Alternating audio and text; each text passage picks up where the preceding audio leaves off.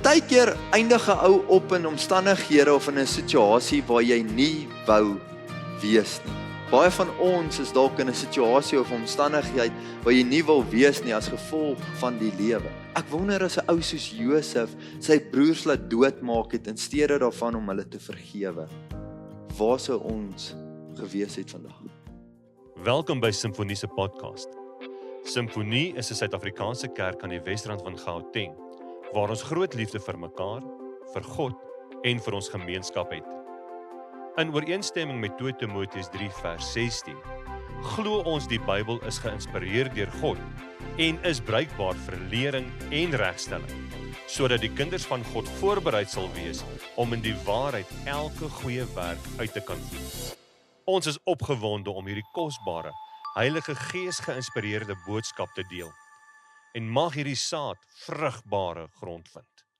Ons almal weet ons kom nou net uit die Paastyd uit, nê? En ek kan nie anderste as om vandag net weer ons 'n bietjie terug te laat dink aan laas naweek nie. Ek weet nie van julle nie, maar ou se lewe raak so vinnig besig met 'n klomp onnodige goed dat 'n ou baie keer vergeet dat ons nou net die grootste fees gevier het in Christelike geskiedenis. Ek weet nie of julle weet nie, maar laasweek toe ons die leidingsweek gehad het, wat ons gebedsstasies hier by die kerk gehad het, het ek net weer eens besef dat laas naweek het daar seker miljoene kerke die evangelie boodskap gepreek. Almal op verskillende maniere, dalk met ander benaderinge, hulle het dalk ander goeters uitgebeeld. Ons kerk het die kruisstasies gehad en dit was ongelooflik, die van julle wat daaraan deel gehad het. En een ding wat ek besef is, maak nie saak hoe ons hierdie ongelooflike boodskap oordra nie. Hierdie boodskap is die rede dat ek en jy vanaand hierso sit. Die boodskap van Jesus Christus wat mens geword het, ons sonde op hom geneem het, gesterf het en weer opgestaan het, is die fondasie van ons geloof. As dit nooit gebeur het nie, was ek en jy nie vanaand hier nie. So ek wil vanaand net so oomblik skep, waar ek jou net wil herinner, moenie weghardloop van Paasfees af nie. Dis 'n tyd wat ons eintlik elke dag moet vier. Want as God my nie kom uithaal het uit die plek waar ek was nie, waar sou ek nie vandag gewees het nie? As God nie my lewe kom verander het en omgedraai het nie, waar sou ek nie vandag gewees het nie? Nou ek wil vir julle iets baie belangriks ook sê vanaand, is dat ek weet almal van julle is nie perfek nie. Ok, ek gaan dit weer sê. Ek weet almal van julle is nie perfek nie. Anders sou ons soos die ouens in die Bybel kom haal word met 'n koets en sommer reguit hemel toe wees sonder om dood te gaan, nê. As ons perfek was. Maar ons is nie en ons gaan dit nooit maak nie. Ons gaan nooit perfek wees nie. Want die perfekte mens is Jesus Christus. Nou ek weet nie van julle nie, maar ek is baie ver van dit af. Maar as gevolg van God wat in ons harte woon en werk, kan ons elke dag streef om bietjie meer soos hy te wees. En ek wil vanaand vir jou sê, moenie opgee met jou pad met God nie. Al val jy terug, moenie opgee met jou pad met God nie. Want jy is vandag beter af saam met hom as wat jy sou wees sonder hom. Al lyk jou lewe dalk nie soos wat jy graag wil hê dit moet lyk nie, en al voel jy soos 'n hipokrit. Ons almal doen, nê? Ons almal doen met tye. Weet net dat saam met God is jy beter af as sonder hom. Nou ek wil vanaand met julle 'n interessante gedeelte deel. Ek wil eintlik oor 'n heel ander topik gesels het, en een oggend hierdie week, 2:00 die oggend, toe maak die Here my wakker en hy verander my hele tema, my hele boodskap. Okay, so hierdie preek was 2:00 die oggend uitgewerk. Ek wil by julle hoor, wie van julle het al ooit gedink jy is in verkeerde tyd gebore? Enige iemand? Nee? Ek weet nie van julle nie, maar ek kyk baie keer, ek weet nie of jy enige Star Wars fans is nie. Ja, al die ouer mense, wonderlik. Ek is ook 'n Star Wars fan. Ek dink dit sou baie cool gewees het om in daai tyd gebore te wees, want jy het nie 'n probleem met potholes nie. Jy vlieg net bo dit. Dis great, dis wonderlik, nê? En ek dink ook nie hulle het 'n probleem met die petrol of die dieselpryse nie, want ek weet nie met wat vlieg daai goed nie. So, okay. Maar ek dink nogal baie van ons dink ons is dalk in verkeerde tyd gebore. Ek weet nie van julle nie, maar ek het al baie so gedink. Ek het al baie gedink, Jessie, as ek maar net 'n paar jaar terug gebore kon word, nê, wanneer die ekonomie nog great was en jy tul kon slaan vir 'n goeie pay, maar nou is ons hier waar jy 4 grade moet hê en dan nog steeds 2 jobs moet hê, nê. Nou daar's 'n interessante verhaal in die Bybel. Hierdie verhaal van Esther. En ek dink Esther was ook 'n vroutjie wat gewonder het of sy nie dalk in verkeerde tyd gebore was nie. Nou om vir julle so 'n bietjie agtergrond te gee van die tyd van Esther, in daai tyd was daar 'n baie ryk koning. En hy het 'n verskriklike groot partytjie gehou wat 'n paar dae aangehou het.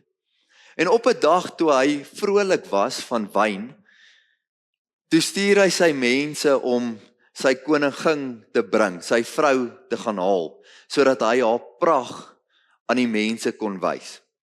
En toe hulle by haar aankom, toe sê sy vir hierdie slawe, sy gaan nie kom nie. En die koning was ewig ontsteld hieroor. Nou ek weet nie van julle nie, ek het al 'n paar foute gemaak as ek kwaad word. Enigiemand anders? En ek dink ook is 'n goeie boodskap vir die vrouens as jou man jou roep gaan. Okay. Want wat toe gebeur het is, hierdie koning het wetgewing toe uitgeskryf en hy het toe gesê, hierdie vrou mag nooit weer voor hom verskyn nie. Hy het in werklikheid vir haar 'n egskeidingsbrief gegee. En sy is uit die paleis uit gegooi. En toe sy woede bedaar het, was hy baie spyt oor hierdie wet wat hy neergeskryf het. Sy raadgewers het toe vir hom die volgende ding gesê. Nou, ek wil so 'n bietjie reverse, want ek het 'n stukkie gemis. Dit was sy raadgewers wat ook vir hom gesê het om hierdie wet deur te gee. Toe luister hy vir hierdie selfde ouens wat hom nou net die verkeerde ding laat doen het, en hulle sê toe vir hom, koning, hoor hierso, ons het nou 'n great idee. Ek weet ons eerste een was dalk nie so goed nie, maar hierdie een is great. Jy kan gaan kry al die dames in 'n sekere ouderdom in die hele koninkryk en laat hulle 'n aand saam met jou spandeer en dan kies jy vir jou 'n nuwe koningin. Nou Esther was in daai tyd hierdie ouderdom. Nou ek weet in vandag se tyd is ons nogal baie opinionated, nê? My opinie maak saak. Ek wil vir jou baie slegte nuus. In daai tyd het jou opinie 0 beteken tensy jy die koning was. En hulle het vir Esther ook gevat na die koninkryk toe. En hulle moes dan 'n tydperk deurgaan van reiniging en mooimaking en ek weet nie olie en allerlei goeders wat tussen 6 maande en 'n jaar geduur het. En dan was hulle geroep na die koning toe en hy moes sy koningin kies. Nou interessant is iets wat ek uit hierdie verhaal nogal leer is dat God nie onkant gevang word nie. Ek weet nie of dit al ooit sleg gegaan het in julle lewens nie. Enigiemand? Of gaan dit net great? Praat met verkeerde groep hierso, nê? Partykeer eindig 'n ou op in omstandighede of in 'n situasie waar jy nie wou wees nie. Partykeer is dit ander mense se keuses en besluite, nê, soos die vrou wat gekies het om te tik en dan in jou vasry. Maar baie keer is dit jou dom besluite waar jy kies om te tik en dan in iemand anders vasry, nê. En dan sit jy in 'n situasie en 'n omstandigheid waar jy nie wil wees nie. Baie van ons is dalk in 'n situasie of omstandigheid waar jy nie wil wees nie as gevolg van die lewe. Nee? Baie keer is dit maar net die lewe. Die lewe is onregverdig en dit is ongelukkig net hoe dit is. 'n myn net toegemaak en jy het dalk jou werk verloor of wat dit ook al mag wees. Life happens. Nou, ek weet nie van julle nie, maar ek het myself al baie dae gekry waar ek in 'n slegte situasie was. En ek is so bly God vind homself nie onkant nie. Ons vind onsself dalk baie keer onkant, maar God word nooit onkant gevang nie. En dan wat gebeur is, God gee ongelooflike guns aan Ester by die koning. En die koning kies haar as koningin. Hy sit haar in 'n posisie waar sy inspraak het in die koning se lewe. Nou ek wil 2 versies met julle deel en hierdie 2 versies het my al deur diep water gevat, nê. Veral in plekke waar ek nie wou wees nie. Die eerste een staan in Romeine 8 vers 28 wat sê ons weet dat God alles ten goeie laat meewerk vir die wat hom liefhet. Die wat volgens sy besluite geroep is. Dis 'n mooi gedeelte in die woord, nê. Waar God sê hy laat alles ten goeie meewerk vir die wat hom liefhet. Maak nie saak jou omstandighede of selfs jou verkeerde keuses nie. God laat alles ten goeie meewerk vir die wat hom liefhet. Die tweede versie sal julle baie goed ken want is een van my gunsteling versies, maar ek wil graag vers 12 ook saam met julle lees. Dis Jeremia 29 vers 11 en 12 vir die van julle wat my nie baie goed ken nie. Dit sê ek weet wat ek vir julle beplan, sê die Here, voorspoed en nie teëspoed nie. Ek wil vir julle 'n toekoms gee, 'n verwagting. Dan sal julle my aanroep, tot my kom bid en ek sal julle gebede verhoor. Vir my 'n ongelooflike mooi gedeelte in die woord van God. Nou ek weet nie van julle nie, maar ek dink Ester was op daai stadium in 'n ongelooflike plek. Imagine jy word opgeroep in 'n situasie waar jy nie regtig wil wees nie en God laat die beste uitkoms met jou gebeur. Ek bedoel, ek dink nie daar's 'n beter uitkoms as jy wat koningin kan word nie, nê. Nou, om so 'n bietjie terug te kom na die storie van Ester toe. Op 'n dag was een van hierdie koning se raadgewers, sy naam Haman. Haman is een van die koning se raadgewers en die koning verheerlik hom toe deur te sê dat al die ander raadgewers in die koning se koninkryk moet voor hom buig as hy verbyloop om hom so te verheerlik. En dan lees ons van 'n ander man met die naam van Mordegai wat Ester se oom was. Nou hy het basies vir Ester groot gemaak. En Mordegai het nie baie van Haman gehou nie. Hy het nie baie van Haman gehou nie en elke keer wat Haman voor hom verbygeloop het, het hy geweier om te buig. En toe het Haman besluit, hy gaan 'n plan beraam. Hy gaan nie net vir Mordegai doodmaak nie, maar hy gaan sy hele nasie uitwis. Hy gaan al die Jode doodmaak. Nou wat vir my interessant is op daai stadium vind Mordegai hiervan uit en hy skeer sy klere en hy stuur toe 'n boodskapper na Ester toe om vir haar hierdie nuus te vertel. Nou, ek moet so 'n bietjie agtergrond hier gee want dit is baie belangrik, anders gaan julle nie hierdie volgende gedeelte lekker verstaan nie. Hoe dit in daai tyd gewerk het is, die koning moes jou laat roep het voordat jy in sy teenwoordigheid kon ingaan. As jy nie geroep was deur die koning nie, was daar geen manier vir jou om by die koning in te kan gaan nie. Inteendeel, as jy dit sou waag om by die koning wel in te gaan, was dit strafbaar deur jou dood te maak. En dit het Ester baie goed geweet. Inteendeel, as jy bietjie Ester gaan lees, en ek gaan nie deur die hele boek hardloop nie, want anders gaan ons baie lank hier sit vanaand. Maar as jy so bietjie deur Ester gaan lees, gaan jy hoor Dani aan die gedeelte voor, dit wat ek nou vir jou wil lees, sê sy nogal, die koning het my 30 dae laas laat roep, jy weet ek kan nie by hom ingaan nie, en dan sê Mordegai hierdie volgende woorde vir Ester, in Ester 4 vers 14, hy sê vir haar, as jy nou swyg, en daar kom van 'n ander kant af uitkoms en redding vir die Jode, sal jy en jou familie omkom.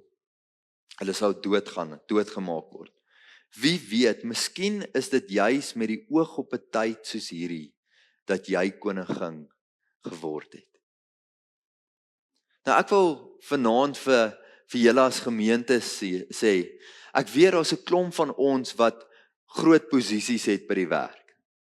En ek weet daar's 'n klomp besigheidsouens in ons gemeente. En ek wil vir jou sê dat God het jou aangestel in daai posisie vir 'n tyd soos hierdie. God het jou in daai posisie geplaas vir 'n tyd soos hierdie. En dalk sê jy vanaand vir my, Franco, hoor hierso, ek is in geen groot posisie nie. Ek is net 'n man vir my vrou of dalk 'n pa vir my kinders. Dis die hoogste posisie wat ek het. Verder is doen ek maar net 'n klein werkie. Ek het niks anders nie. Wil ek vir jou sê, God het jou geplaas in 'n plek soos daai. Want wie anders gaan jou familie die evangelie leer? Wie anders gaan in daai plek instap en vir hulle wys wie Jesus regtig is? Daai verantwoordelikheid is joune, kind van God. Nou ek wil vir jou sê dat dit nie die eerste keer is dat God iemand in 'n plek en 'n posisie gesit het om die Jode te red nie. Daar's 'n storie ook in die Ou Testament. En die storie begin met 'n ou met die naam van Josef. Julle ken vir Josef, nê? Nee? Die jong ouetjie wat drome gedroom het oor sy broers en sy pa en ma wat voor hom gaan buig en toe dit met hulle gaan deel het. Ek weet nie of dit wys was nie. En sy pa het baie van Josef gehou. Hy het vir hom 'n mooi kleed laat maak en hy kon by die huis bly terwyl sy boeties moes skape oppas in die veld. Nou ek weet nie van julle nie, as 'n jong man sou ek ook gekies het om eerder by die huis te wees as om skape op te pas in die son, nê? Nee? En toe een dag wat gebeur het is, Josef moet vir sy broers gaan kos gee, want hulle werk in die veld terwyl hy by die huis lê en niks doen nie. En hulle besluit toe, hulle gaan hom eers doodmaak. Hulle vang hom, skeer hierdie kleed van hom af en gooi hom toe in 'n put. En gelukkig, in steede daarvan om hom dood te maak, verkoop hulle hom toe as 'n slaaf. Nou ek en my sussie het nie altyd ooreengekom nie, maar ek het nog nooit gedink om haar te verkoop nie. Okay, wag, ek gaan dit rephrase. Ek het al gedink om haar te verkoop, ek het net nooit voortgegaan om haar te verkoop nie. En dan lees ons hierdie storie van Josef, né? Hierdie ongelooflike storie waar as 'n slaaf verkoop was, homself opwerk in Potifar se huis en dan druk Potifar se vrou hom eendag vas en hy ruk los, hy doen die regte ding en hy eindig op in die tronk. En in die tronk lê hy drome uit vir 2 manne en hulle vergeet van hom. En nadat hy 'n hele paar jaar in die tronk was en die koning van Egipte het 'n droom gekry, onthou die cupbearer, die skinker, weer van, o ja, daar was 'n ou in die tronk so 'n paar jaar terug wat my uitgehelp het. Ek weet nie van julle nie, maar ek sou nogal redelik omgekrap gewees het as hulle my vergeet het in die tronk. Daar's baie beter plekke om my te vergeet, soos in Hawaii of sulke plekke, maar nie in die tronk nie, nê. Jy sien, deur al hierdie goed was God besig om met Josef te werk. God was besig om in Josef se hart en sy lewe te werk. Hy was besig om hom te vorm in die man wat hy wou gehad het, hy moes wees. En toe hy die koning van Egipte se droom uitlê, toe word hy aangestel as tweede in beheer van die hele Egipte. En raai wat? Op 'n dag sit hy daar op sy troon, en hy is besig om kos uit te deel en te sê wie mag eet en wie mag nie eet nie, want ons hongersnood in die land, mense is letterlik besig om dood te gaan, maar Egipte het voorspraak gemaak, want hulle het 'n ou gehad met die naam van Josef, wat die koning se droom kon uitlê. En sy broers daag voor hom op. Nou ek weet nie van julle nie, maar Josef het op daai oomblik die mag gehad om hulle te kon wegstuur sonder kos. Hy het ook die mag gehad om soldate af te stuur en hulle dood te maak. Nou net soos wat ek baie keer die gedagte gehad het om my sussie te verkoop, sou ek dalk die gedagte gehad het om hierdie ouens dood te maak. Maar as gevolg van Josef, wie vasgehou het aan Jesus Christus, nie aan dit wat mense aan hom gedoen het of sy omstandighede nie, het God sy hart verander. En God red die hele Israel in daai oomblik. As Josef sy broers doodgemaak het, was daar nooit 'n volk van God nie, het Israel nooit bestaan nie. Ek wil vandag vir jou sê dat God het jou in 'n plek aangestel vir 'n tyd soos hierdie. God het jou in 'n posisie gesit sodat jy die koninkryk van God kan gaan uitbrei, kan gaan uitleef, kan gaan plaas in daai area. Nou julle weet al vir baie lank ek sukkel met die gedagte van goeie ou dae. Want ons as Christene kan nie aan dit vashou nie, ons kan nie dit glo nie. Want die Here het die beste vir ons in stoor, sy planne en drome vir ons is dan soveel meer, dis altyd die beste en dit lê nog voor, dis nie agter ons nie. As ons glo in die goeie ou dae, wil ek vir jou sê, jy's nie 'n kind van God nie. Want al vernietig hulle ons land vanaand, is die beste op pad, want ek weet nie van jou nie, maar ek is op pad hemel toe. Die ergste wat hulle aan my kan doen is my lewe vat en dan staan ek voor my Skepper, my God. Die beste ding of die slegste ding wat hulle met my kan doen is die beste ding wat met my kan gebeur. Ek wil vanaand vir jou sê, die beste lê voor ons. En dan sê hierdie versie dit so mooi in Jesaja 43 vers 18 en 19. Dit sê, maar moenie net aan die vroeë dinge dink en by die verlede stil staan nie. Kyk, ek gaan iets nuuts doen. Dit staan op die punt om te gebeur. Julle kan dit al sien kom. Ek maak in die woestyn 'n pad. Ek laat in die droë wêreld riviere opspring. God staan op die punt om iets ongeloofliks te doen. Nou ek gaan afsluit met hierdie laaste storie. Saterdag aand, gisteraand, is ons by 'n konsert. Oom John, wat is daai ou se naam? Daar vang vra ek hom ook vas. Ek kan ook nie onthou nie. Daar sy wonderlik. Jy was eers daar nie en jy weet. En Rian Benadi en sy pa het opgetree, great show. En ons is daarso en iets wat die kunstenaar wat voor hom gesing het gesê het my nogal gevang. En ek wil vanaand dit met julle deel want ek dink dit is iets ongelooflik. Nou hierdie ou het eintlik 'n awesome testimony gehad wat hy vertel het. Sy sing kort so 'n bietjie werk, maar hy het 'n great testimony gehad. En hy sê op een stuk die volgende woorde. Hy sê dat God vir ons 'n toekoms het. Hy sê dat dit wat in die verlede gebeur het en dit wat die regering verkeerd doen en al daai goeters, ons kan dalk nie daarin iets doen nie. Maar ons kan bepaal wat ons gaan doen. Ons kan bepaal om 'n lig vir hierdie donker wêreld te wees. Ons kan bepaal hoe ons gaan optree en wie ons gaan wees.